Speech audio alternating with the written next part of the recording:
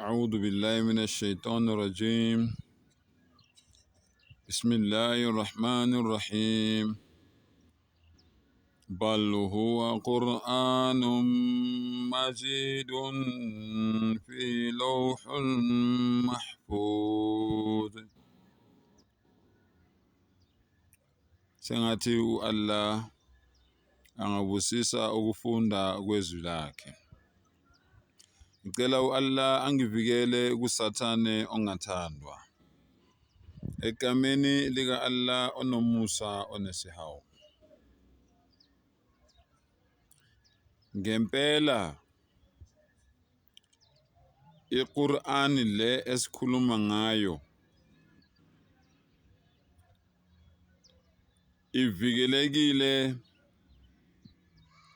ezibhebheni ezaziwa umdali lapho isuka khona uma ngabe iza ngomlomo wengilozi uGabriyeli, ukuthula kube naye, iza esithunyweni sakhe uMuhammad sallallahu alayhi wasallam, ukuthula kube naye. Sengitshelile-ke mina, wena mfundisi ofuna ukungi-challenge, sengitshelile mina ukuthi umdali uthi iQur'an ivelaphi ukuze ize la emhlabeni.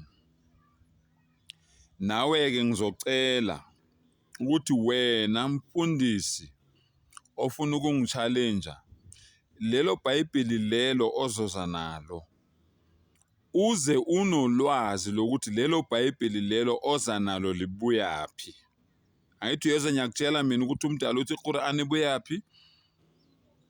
Kunezibhebhe ezibekiwe lapho iQur'an ibhalwe khona. Anitshela ngathi isidalwa sika Allah noma sika Mvelinqangi noma sika Ngikhona sokuqala kwaba i-ball pen. Le ball pen-ke yabhala-ke kulezi bhebhe lezi esikhuluma ngazo. Allah uthi iQur'an-ke isuka lapho kulezo zibhebhe lezo bese iza la emhlabeni ezithunyweni zakhe. Nawe-ke wena ongi-challengeayo uze unolwazi oluphelele ukuthi lelo Bhayibheli lelo, angikhathali ukuthi King James Version, angikhathali ukuthi Authorized Version, angikhathali ukuthi i-Revised Standard Version, angikhathali ukuthi i-Standard Version, angikhathali ukuthi i-Douay Version yamaRoma. Lelo Bhayibheli lelo wena ozobe uze nalo ube unolwazi ukuthi liqhamukaphi, lize ngaluphi ulimi. Tshele ngathi iQur'an ize ngolimi lwesi-Arabhu, nganibonisa ukuthi ibhalwe ngesi-Arabhu. Nawe-ke uthi mawungiphathela, ungiphatheleke lobo bufakazi lobo-ke. Mina nawe-ke sesingaxoxa-ke mayelana nokholo. Mawungenako lokho, ungangi-challenge mina uze nje la kimi uthwele ikhanda ungazazi indaba zakho. Angibonge.